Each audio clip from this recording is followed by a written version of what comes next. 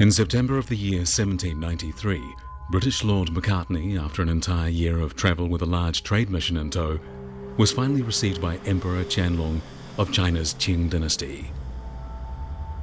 For this first official meeting between a rising oceanic empire and an ancient continental empire, the British side prepared special gifts representing the latest advances in science and technology.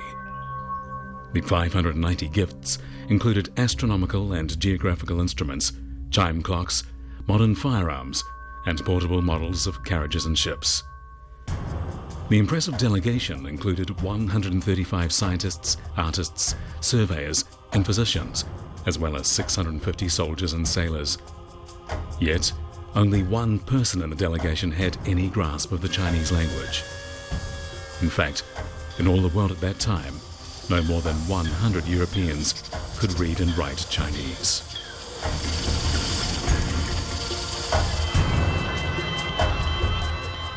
For many years after this, China's national strength was on the decline, and Chinese characters shared this calamitous fate in the land that had given birth to and nourished them. Much time has passed, yet here on the threshold of the 21st century, a brand new era on a worldwide scale awaits the Chinese language. 众所周知，中国有一个传统的说法：天不怕，地不怕，只怕老外说中国话。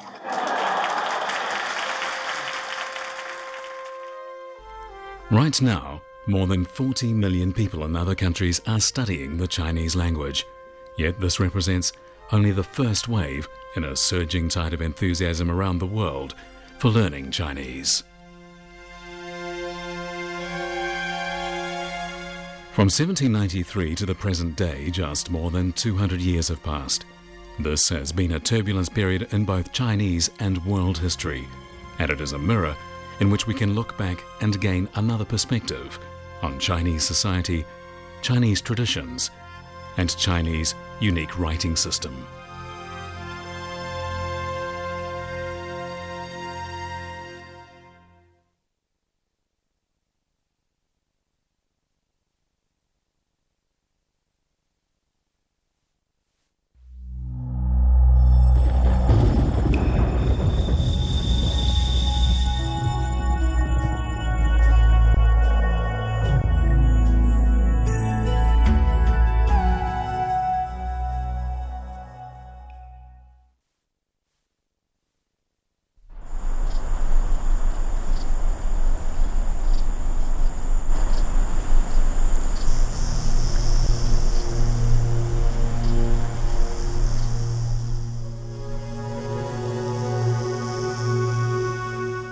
The base of the tower was 7 stories high, with each side measuring 87.78 meters. It is estimated 58 million bricks went into the making of the original tower. The tower once crouched like a huge monster overlooking 2 river valleys. Archaeologists identified it as the Tower of Babel, as described in the Bible.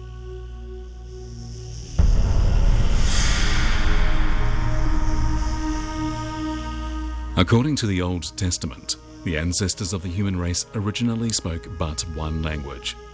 As there were no obstacles to communication in those times, everybody lived and worked in harmony and built the thriving city of Babylon between the 2 rivers, the Tigris and the Euphrates.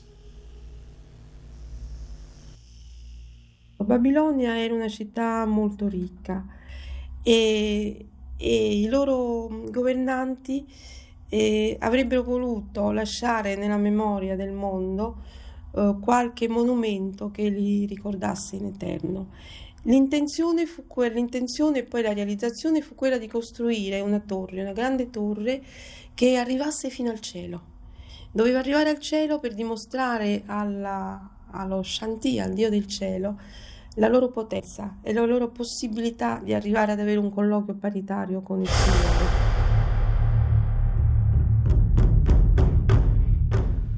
As the construction grew higher and higher, approaching the clouds, God grew angry at the hubris of ordinary mortals trying to place themselves on the same plane as God.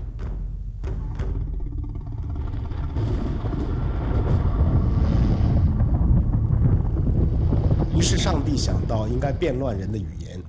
当人们之间的语言沟通受到限制的时候，那人们之间可能产生的力量也就受到了限制。于是有一天，修建巴别塔的人发现自己不能够很好的交流沟通了，那么后来巴别塔也就停工，也就荒废了。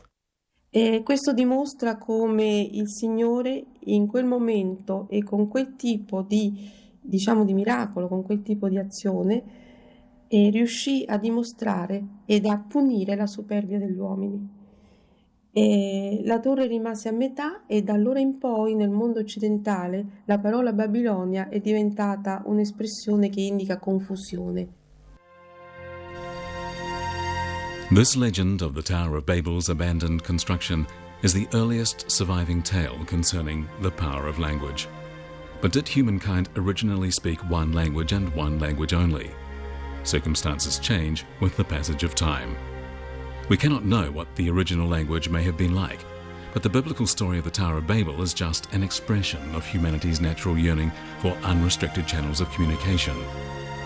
Today, it is common knowledge that the world's 4 great civilizations sprang up independently. Contact and fusion occurred only long after they emerged, and their languages and writing systems were innate products of their unique cultural environments.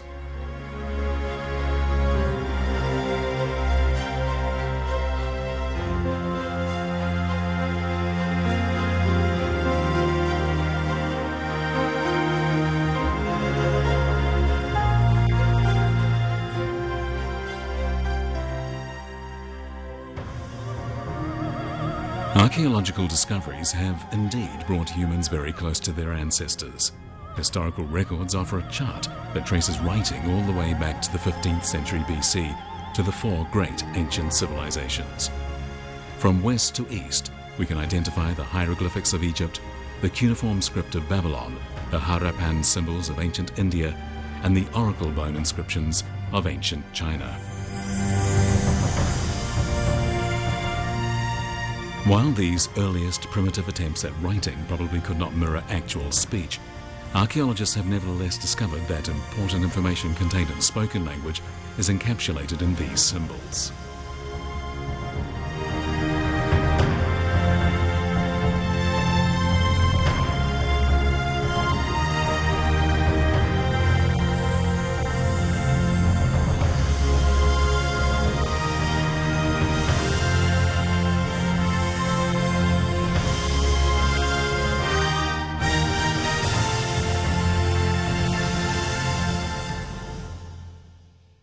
最早的创造文字的这主要的方法就是用画图的方法，就是叫表形的方法。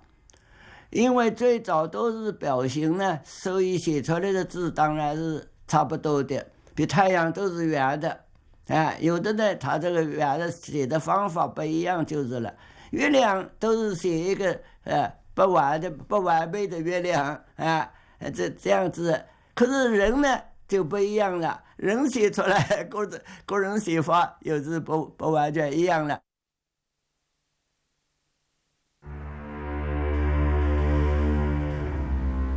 It happened virtually by coincidence some 4,000 to 5,000 years ago that a longing for contact and records arose among all these children of the great rivers.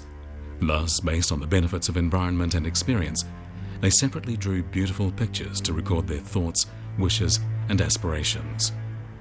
They are a sort of Tower of Babel constructed by humans. Stored in them are the skills of those peoples and their achievements. They cultivate in us a reverence for our ancestors and shape our spiritual core. In addition, they embody the cultural bonds holding each of their peoples together.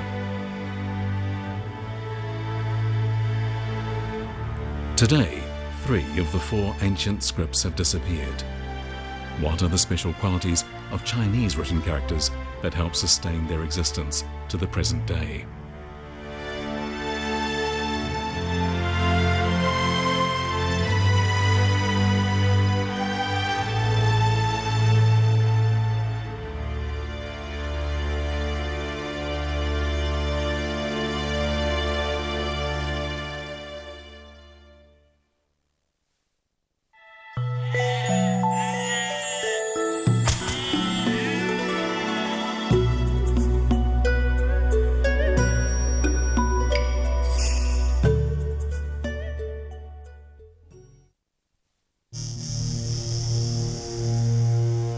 Over 5,000 years ago, the area was covered in lush forests. Yet incessant warfare and conquest between the various peoples living there led to the two river basins' fertile soil being gradually covered with sand, and thereby the magnificent Sumerian civilization was buried too.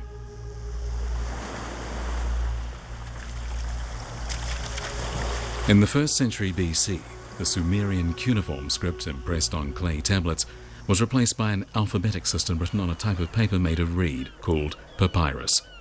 Yet from then on, this script, once widely used in Mesopotamia, and the culture it represented, vanished beneath the dust of history for 1,500 years.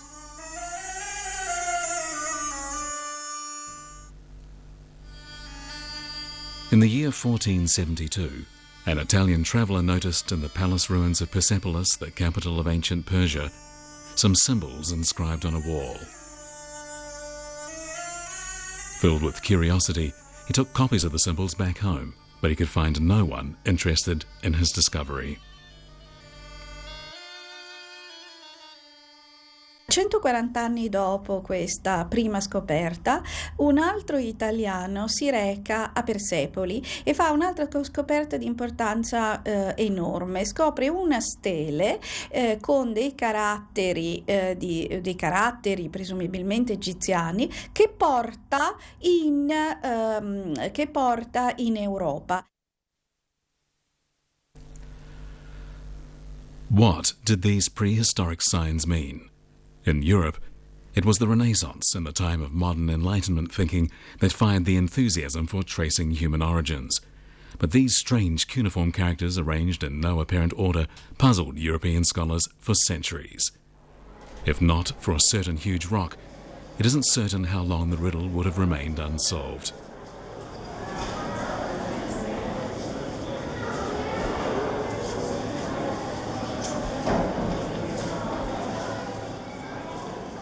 这个所谓的大石头就是贝希斯敦铭文。贝希斯敦铭文是刻在贝希斯敦村的一个悬崖峭壁上的一个铭文，是为大流士歌功颂德的这么一个铭文。它用3种语言刻成，按照先后顺序是埃兰语、古巴比伦语，其实就是阿卡德语和古波斯语。为了这个彰显这个波斯王他具有至高无上的权威，所以这个铭文呀被刻在这个非常高的这个悬崖上，路过的行人呢就很难看得仔细了。也就是因为这个原因吧，2300多年来就大家都没有注意到这段铭文。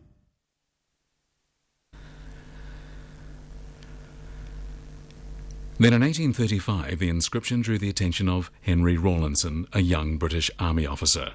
Intrigued, he made rubbings of the texts and took them back to Europe.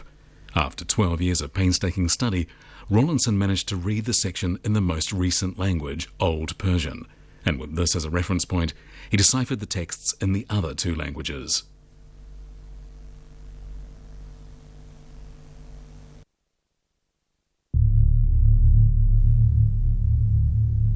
Rediscovered after 1,500 years, the cuneiform script puzzled Europeans for yet another 300 years, until, with the Behistun inscription as the key, the script revealed its secrets bit by bit, and the civilization of Mesopotamia, previously hidden behind a veil, revealed its enchanting smile to the world.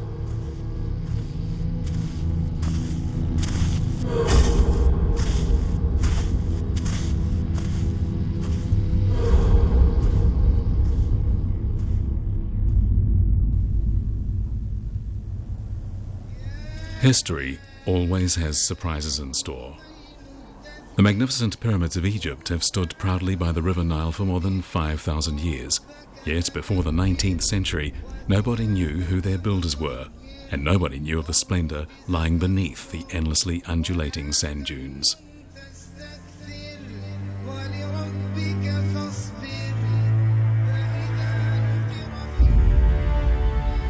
In the 5th century AD, a conqueror from Europe sealed off the last group of ancient Egypt's temples and strictly forbade the use of the script of the pharaohs. Thus, the sands of time sealed the doom of the civilization of ancient Egypt.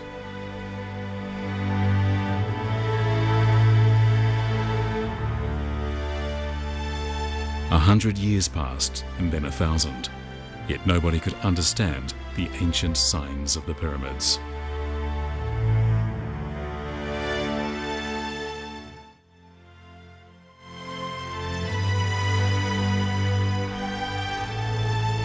Then in May 1798, Napoleon led a huge fleet of warships carrying 50,000 infantrymen and cavalry to invade Egypt. This unusual expedition also included over 150 scientists, scholars, and artists. Misfortune and fortune accompany each other. The mysterious veils covering the historical secrets of the East were then nearly all torn away by European hands, and this included the deciphering of ancient Egyptian hieroglyphics. In July of the following year, while building defensive works in a small town called Rosetta by the mouth of the Nile, French soldiers uncovered what later came to be known as the Rosetta Stone.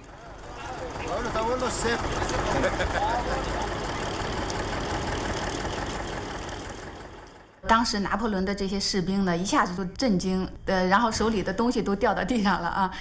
那么马上他们就把这个消息告诉了科学考察团的语言专家。语言专家来了之后，仔细的查看，发现上面的碑文是用3种文字书写的，其中一种文字他们认的是希腊文，那么他们推测另外2种文字呢，应该写的是同一个内容。那么这个石碑后来就变成了解读古埃及文字的一把钥匙。Today, the Rosetta Stone, known as the Tablet That Can Speak, stands at the entrance to the Egyptian Room of the British Museum. It has been labelled a spoil of war of the British Army. Napoleon failed to secure the loot of his far-flung expedition. He lost his Egyptian acquisitions, including the Rosetta Stone, to the British at the Battle of the Nile in September 1799. After that, British and French scholars engaged in a long, drawn-out competition to decipher clues to reading Egyptian hieroglyphs. Ready access to the Rosetta Stone enabled the British physicist Thomas Young to quickly identify several Greek names among the hieroglyphs. But this was far from understanding the entire text.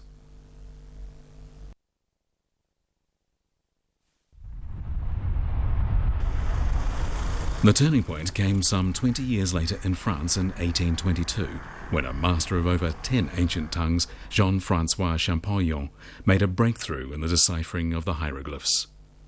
他正确地判断出古埃及的文字当中既有表音符号，也有表意符号，还有一部分符号呢是起着像我们汉字的偏旁作用的，是那种限定符号。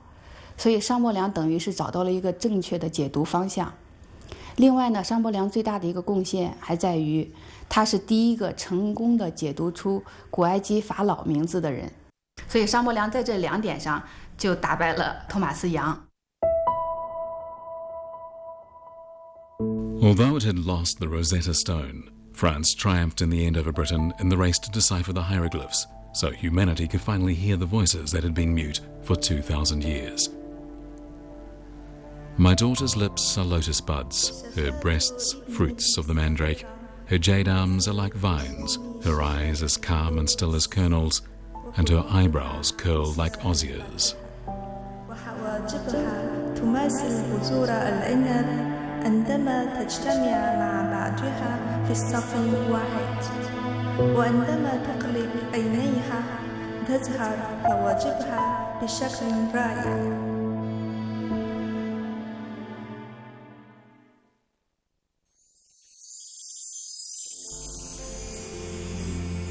In fact, before the discovery of oracle bone inscriptions, the earliest incarnations of the Chinese script concurrent with this land's ancient dynasties were well and truly hidden in layers of thick sandy soil.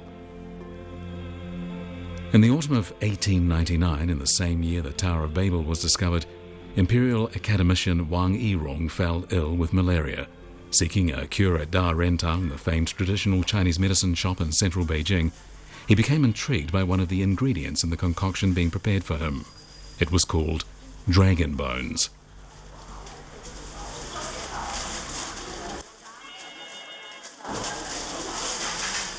到清代的时候的国子监就是清代的太学，所以祭酒这个名称呢，实际上是国子监的一个负责人。那么当时在北京最好的军事学家就是王懿荣。因为这样的情况，所以呢，他有机会这个接触到的各地发现的古物，他有这个条件。Soon, an antiquary in Shandong province by the name of Fan Weiqing found some inscribed bones in Anyang, Henan province, and sent them to Wang and asked his fellow townsmen to help examine them.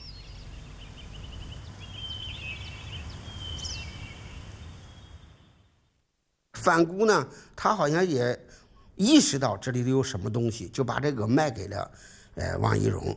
这王懿荣因为他有这方面的素养，他就觉得这个上头是字，而不是这个一般的这个卖悼念药的原料，所以他就很重视这个，大量的呢出高价去收购。Eventually, after searching through classical histories, Wang found the evidence he needed in the rites of Zhou and records of the historian.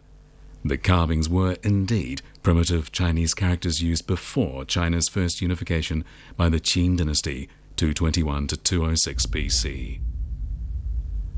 This sensational story was first published in July 1931 in a supplement to the North China Daily newspaper.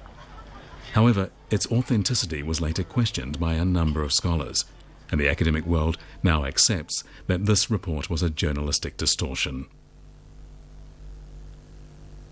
The truth of this matter still awaits clarification, but one thing is certain. After 1899, the dragon bones stopped disappearing into medicinal brews.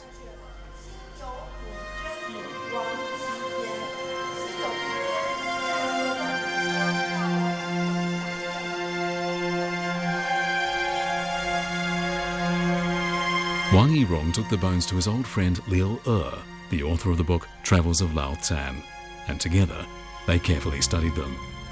It didn't take them long to discover from the bones some long-hidden secrets of Chinese society of high antiquity.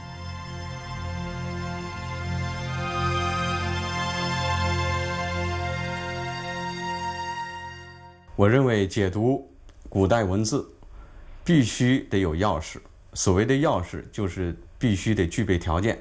我认为必须得具备2个条件，第一是有参照，所谓的参照就是像贝希斯敦铭文，或者是像罗塞达石刻，是用3种语言或者是2种语言，这都是用3种语言，写成的铭文。其中有一种是容易解读的，是当时讲的语言，古希腊语或者是古波斯语。就一种语言破解了之后，那么其他2种语言也就迎刃而解了。第2个条件，那就是文化的延续性，也就是必须这个文化是延续的，以后来的文字可以印证前面的文字，就是以后挣钱。In the absence of a key to decipher the seal inscriptions, people can only admire the characters as pretty pictures. This is why the ancient Harappan script, having no corroborative evidence, remains an enigma. So where shall we look for a key to decipher the oracle bone inscriptions?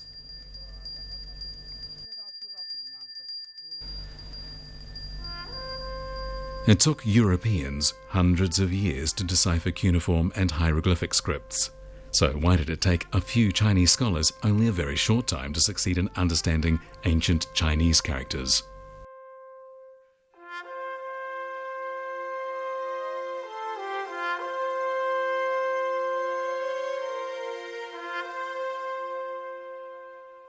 这说明我们的文化一直是传下来，没有断掉。所谓叫断掉，也是短时间的。这甲骨文没有发现的时候呢，可以说是跟甲骨文断掉了吧？可是后来又找出来了。所以我们从这个文字来看，我们的文化是一条线传下来，一直传到今天，可以追溯到3300年之前。